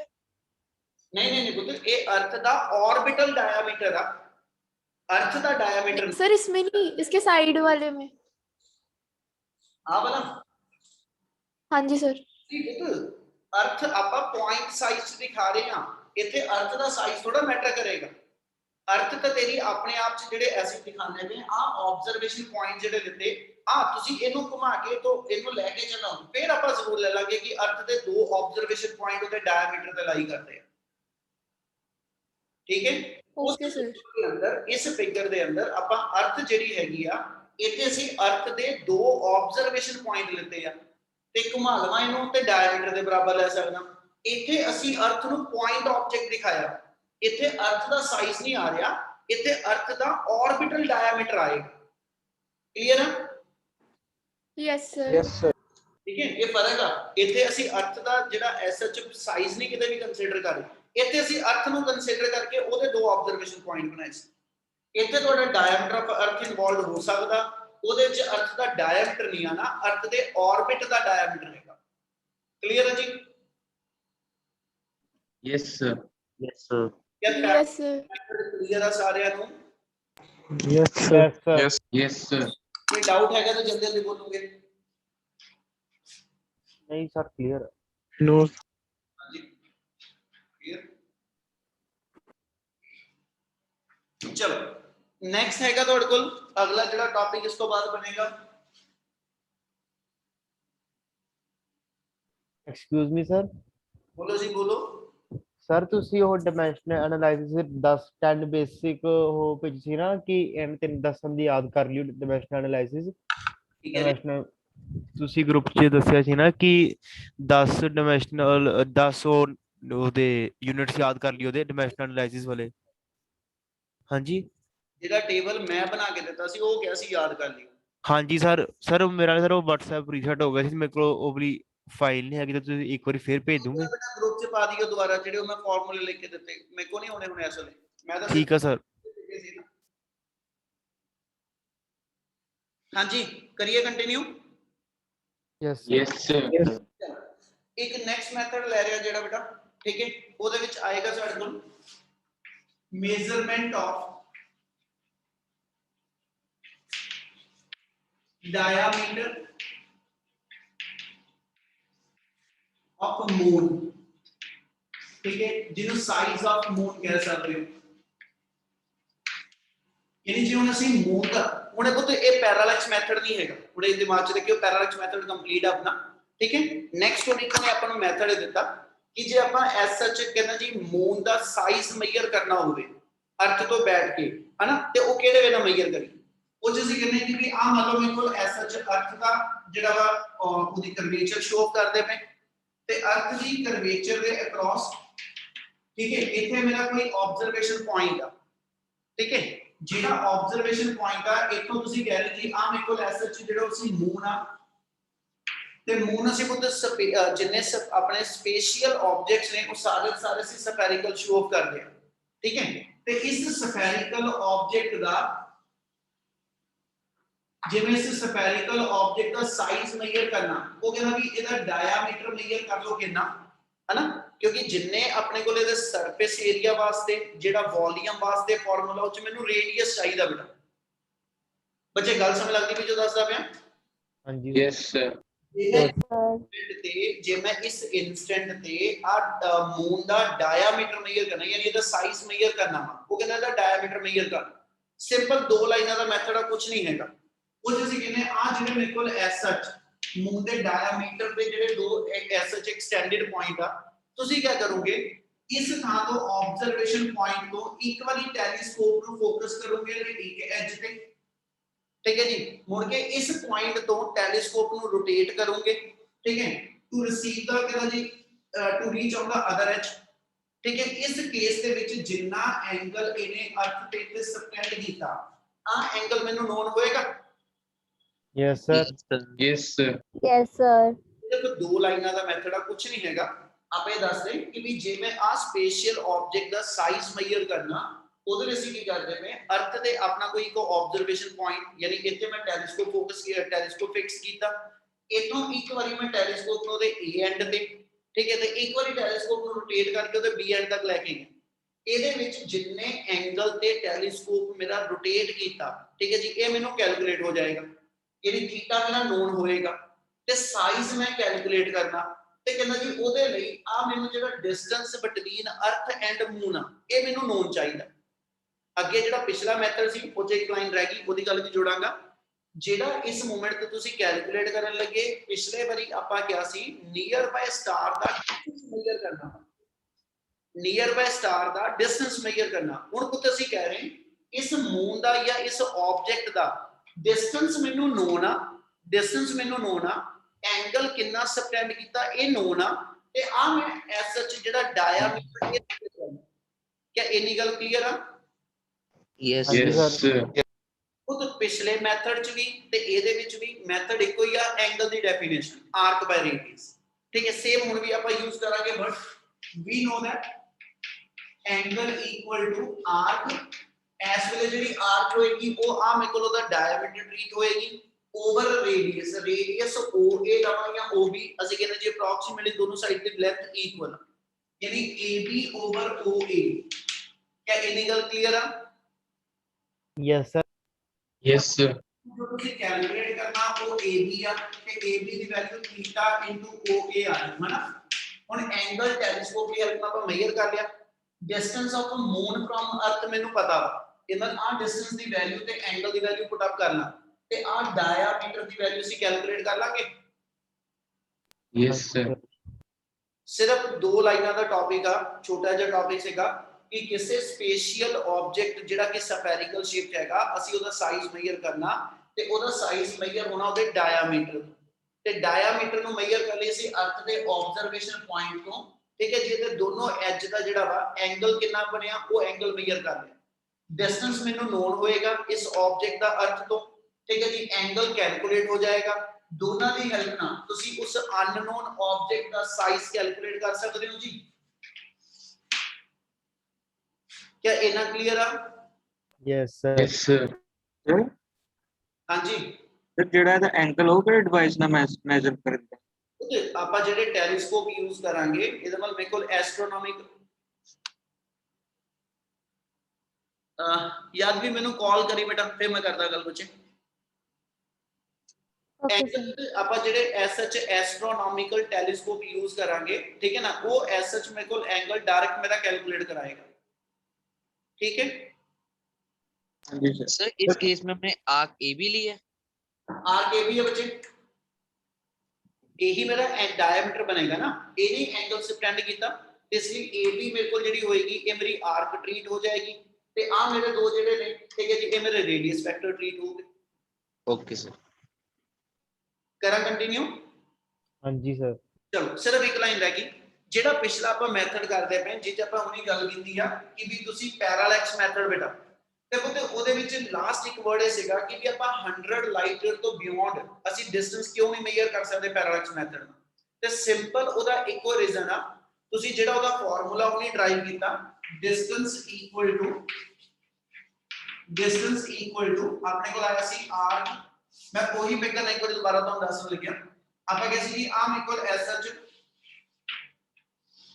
एसएच दो ऑब्जर्वेशन पॉइंट सीगे ई ते ई डैश एक मिनट लगना जल्दी जल्दी समझ लियो ते इथे मेरा नियर बाय स्टार सीगा कि आपा कैसे जी जेड़ा मेरे को फिक्स स्टार आ ते जेड़ा नियर बाय स्टार आ ਇਹਨਾਂ ਦੇ ਇਨ ਬਿਟਵੀਨ ਆ ਐਂਗਲ ਥੀਟਾ ਬਣ ਇਸੇ ਤਰ੍ਹਾਂ ਇਸ ਸਾਈਡ ਤੇ ਮੇਰਾ ਐਂਗਲ ਬਣ ਗਿਆ ਸੀਗਾ ਥੀਟਾ ਇਹਨਾਂ ਕਲੀਅਰ ਹੈ ਪਹਿਲੋਂ यस सर Yes, ਸੈਂਟਰ ਤੇ ਪੁੱਤ ਜਿਹੜਾ ਟੋਟਲ ਐਂਗਲ ਸੀ ਇਹਦੀ ਹੈਲਪ ਨਾਲ ਆਪਾਂ ਹੁਣੀ ਡਿਫਾਈਨ ਕੀਤਾ ਕਿ ਵੀ ਤੁਸੀਂ ਐਸਐਚ ਇਸ ਨੀਅਰ ਬਾਈ ਸਟਾਰ ਦਾ ਆ ਡਿਸਟੈਂਸ ਕੱਢ ਦਿਓ ਆਪਾਂ ਇਹਨੂੰ ਨਾਮ ਦਿੱਤਾ ਸੀ ਹੁਣੀ ਕਿ theta 1 plus theta 2 equal to E dash over ਕਿੰਨਾ ਜੀ NE ਤੇ ਇਹ ਤੋਂ ਆਪਾਂ NE ਦੀ ਵੈਲਿਊ ਲਿਖੀ ਸੀਗੀ NE ਦੀ ਵੈਲਿਊ ਆ ਗਈ E dash over theta 1 plus theta ਜਿਹਨੂੰ ਆਪਾਂ 2 ਐਸਟ੍ਰੋਨੋਮਿਕਲ ਯੂਨਿਟ ਵੀ ਲਿਖ ਲਿਆ ਉਹ ਤੇ ਹੁਣ ਇੱਕੋ ਚੀਜ਼ ਹੈ ਇਹਦੇ ਅੰਦਰ देखो जितना आ मेरा एंगल जेड़ा ते आ डिस्टेंस जेड़ा वा है ना यानी NE दी लेंथ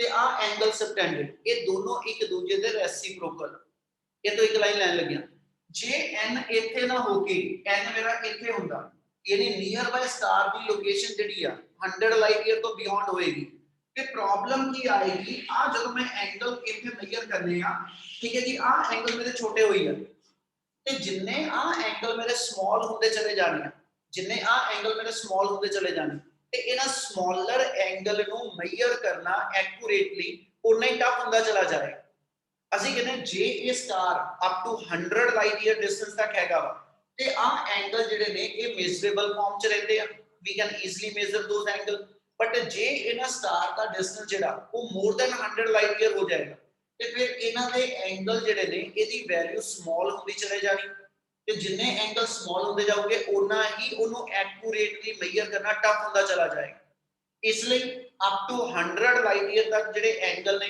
ਉਹ ਮੇਰੇ ਕੋਲ ਐਕੂਰੇਟਲੀ ਮੇਜ਼ਰੇਬਲ ਆ ਇਸ ਲਈ ਇਹ ਮੈਥਡ ਮੇਰੇ ਕੋਲ ਸੂਟੇਬਲ ਹੋਏਗਾ ਅਪ ਟੂ 100 ਲਾਈਟ ਈਅਰ ਕੀ ਇੰਨੀ ਗੱਲ ਕਲੀਅਰ ਆ yes sir yes, sir.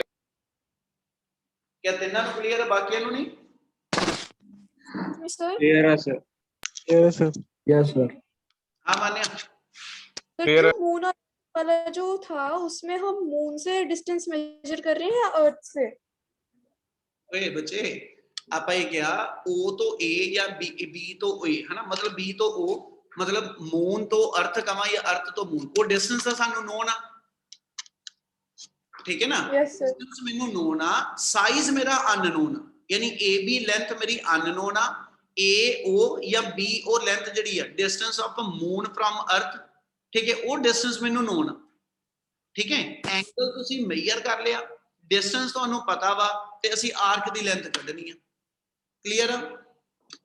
Yes पर सर अर्थ के रिलेशन में तो मून पॉइंट साइज नहीं हो जाएगा? ਉੱਤੇ ਆਪਾਂ ਮੂਨ ਨੂੰ ਜੇ ਪੁਆਇੰਟ ਸਾਈਜ਼ ਲਵਾਂਗੇ ਤੇ ਫਿਰ ਆਪਾਂ ਉਹਦਾ ਸਾਈਜ਼ ਕਿਦਾਂ ਮੇਜਰ ਕਰਾਂਗੇ? ਮੂਨ ਦਾ ਸਾਈਜ਼ ਮੇਜਰ ਕਰਨਾ, ਇਹਦਾ ਮਤਲਬ ਮੂਨ ਦਾ ਡਾਇਆਮੀਟਰ ਮੇਜਰ ਕਰਨਾ ਆਪਾਂ। ਜੇ ਉਹਨੂੰ ਮੈਂ ਪੁਆਇੰਟ ਹੀ ਗਿਣ ਲਿਆ ਤੇ ਫਿਰ ਆਪਾਂ ਉਹਦਾ ਸਾਈਜ਼ ਕਿਦਾਂ ਡਿਫਾਈਨ ਕਰ ਸਕਦੇ? सर पर मून तो फिक्स है ही नहीं, उसकी तो डिस्टेंस ही चेंज होती रहेगी। कितना? सर मून तो अर्थ मतलब अर्थ की और मून की डिस्टेंस तो फिक्स ही नहीं रहेगी सर, वो तो चेंज ही होती रहेगी हर बारी। ਇੱਕ ਚੀਜ਼ ਲੈਣੇ ਅਸੀਂ ਹਮੇਸ਼ਾ ਐਵਰੇਜ ਡਿਸਟੈਂਸ ਲਈਦਾ। ਹੁਣ ਜਿੱਦਾਂ ਆਪਾਂ ਕਹਿੰਦੇ 1 ਐਸਟ੍ਰੋਨੋਮਿਕਲ, 1 ਐਸਟ੍ਰੋਨੋਮਿਕਲ ਆਪਾਂ ਕਿਹਨੂੰ ਕਿਹਾ? Average distance between earth and moon, ਠੀਕ ਹੈ ਨਾ। ਤੇ ਅਰਥ ਜਦੋਂ ਅਰਾਊਂਡ ਦਾ ਸਨ ਮੂਵ ਕਰਦੀ ਪਈ, ਆਪਣੇ ਕੋਲ ਜਿਹੜੇ ਪਾਥ ਤੇ ਮੂਵ ਕਰਦੀ ਆ ਉਹ ਐਕਚੁਅਲ ਪਾਥ ਐਲਿਪਟੀਕਲ ਆ, ਠੀਕ ਹੈ। ਅਰਥ ਮੈਂ ਦੱਸਦਾ ਆ ਚੀਜ਼ ਇਦਾਂ ਕਹਿ ਰਿਹਾ ਬੇਟਾ ਕਿ ਜਦੋਂ ਅਰਥ ਅਰਾਊਂਡ ਦਾ ਸਨ ਮੂਵ ਕਰਦੀ ਪਈ ਆ, ਠੀਕ ਹੈ ਨਾ, ਤੇ ਅਰਥ ਜਿਹੜੀ ਆ ਉਹ ਆ ਪਾਥ ਤੇ ਜਦੋਂ ਮੂਵ ਕਰਦੀ ਪਈ ਅਰਾਊਂਡ ਦਾ ਸਨ, ਤੇ with sun is always to be taken at one of the major focus. ਆ ਮੰਨ ਲਓ ਸਨ ਦੀ ਲੋਕੇਸ਼ਨ ਆ, ਸਨ ਅਸੀਂ ਕਹਿੰਦੇ ਕਿ ਜਦੋਂ ਦਿਖਾਵਾਂਗੇ ਨਾ ਆਹ ਵਾਲੇ ਐਕਸਿਸ ਨੂੰ, ਐਲਿਪਸ ਦੇ ਇਸ ਵਾਲੇ ਐਕਸਿਸ ਨੂੰ ਮੇਜਰ ਐਕਸਿਸ ਕਹਿੰਦੇ ਨੇ, ਲੌਂਗਰ ਲੈਂਥ ਵਾਲਾ ਵਾ, ਆ ਇਹਦਾ ਸ਼ਾਰਟਰ ਲੈਂਥ ਵਾਲਾ ਐਕਸਿਸ ਆ, ਇਹਨੂੰ ਅਸੀਂ ਮਾਈਨਰ ਐਕਸਿਸ ਕਹਿੰਦੇ। ਤੇ ਅਸੀਂ ਕਹਿੰਦੇ ਜਿਹੜਾ ਸਨ ਹੋਏਗਾ ਇਹਦੀ ਲੋਕੇਸ਼ਨ ਹਮੇਸ਼ਾ ਜਿਹੜੀ ਆ ਇਸ ਮੇਜਰ ਐਕਸਿਸ ਦੇ ਕਿਸੇ ਇੱਕ ਫੋਕਸ ਤੇ ਹੁੰਦੀ ਹੈ। ਯਾਨੀ ਆ ਮੇਰਾ ਐਸਐਚ ਦੋ ਫੋਕਸ ਪੁਆਇੰਟ ਆ। ਅਬ ਤੁਸੀਂ 10th ਵਿੱਚ ਪੜਿਆ ਕਿ ਮੇਰੇ ਕੋਲ ਕੋਈ ਕਨਕੇਵ ਜਾਂ ਕਨਵੈਕਸ ਸਰਫੇਸ ਹੋਵੇ, ਉਹਦਾ ਫੋਕਸ ਪੁਆਇੰਟ ਹੁੰਦਾ। ਆ ਪਤਾ ਜੋ ਬੋਲਦਾ ਪਿਆ? हाँ जी सर, हाँ यस सर। ਫੋਕਸ ਪੁਆਇੰਟ ਆ ਇਹਦੀ ਆ ਕਰਵੇਚਰ ਤੇ ਆ ਕਰਵੇਚਰ ਦੇ ਦੋ ਫੋਕਸ ਪੁਆਇੰਟ ਆ। ਅਬ ਤੇ ਸਨ ਦੀ ਲੋਕੇਸ਼ਨ ਕੈਪਲਰ ਫਰਸਟ ਲਾਅ ਦੇ ਅਕੋਰਡਿੰਗਲੀ ਅਸੀਂ ਕਿਸੇ ਇੱਕ ਫੋਕਸ ਤੇ ਕਹਿੰਦੇ ਆ। ਤੇ ਜਿਵੇਂ ਆ ਸਨ ਦੀ ਲੋਕੇਸ਼ਨ ਲੈ ਕੇ ਚੱਲਾਂ ਤੇ ਜਦੋਂ ਅਰਥ ਮੇਰੇ ਕੋਲ ਮੂਵ ਕਰਦੀ ਅਰਾਊਂਡ ਦਾ ਸਨ, ਤੇ ਹਰ ਇਨਸਟੈਂਟ ਤੇ ਇਹਦਾ ਡਿਸਟੈਂਸ ਜਿਹੜਾ ਸਨ ਤੋਂ ਉਹ ਵੇਰੀ ਕਰਦਾ, ਪਰ ਅਸੀਂ 1 ਐਸਟ੍ਰੋਨੋਮਿਕਲ ਯੂਨਿਟ ਜਿਹੜਾ ਬੋਲਦੇ ਆ, ਅਸੀਂ ਕਹਿੰਦੇ it is the average distance between earth and ਸਨ। ਇਸ ਲਈ ਜਿਹੜੇ ਡਿਸਟੈਂਸ ਇਹਦੇ ਮੂਨ ਦਾ ਅਰਥ ਤੋਂ ਦਿੱਤਾ ਜਾਏਗਾ ਉਹ ਅਸੀਂ ਐਵਰੇਜ ਡਿਸਟੈਂਸ ਲੈਣੇ, ਨਾ ਕਿ ਅਸੀਂ ਕਹਿੰਦੇ ਜੀ ਐਗਜ਼ੈਕਟ ਇਹੀ ਡਿਸਟੈਂਸ। ਕਲੀਅਰ ਹੈ? Yes sir. Yes sir. Yes. ਇੱਥੇ ਰੋਕਾਂਗਾ ਜੀ, ਕੱਲ ਨੂੰ ਇਹਨੂੰ ਕਰਕੇ ਕੰਟੀਨਿਊ ਕਰਾਂਗੇ।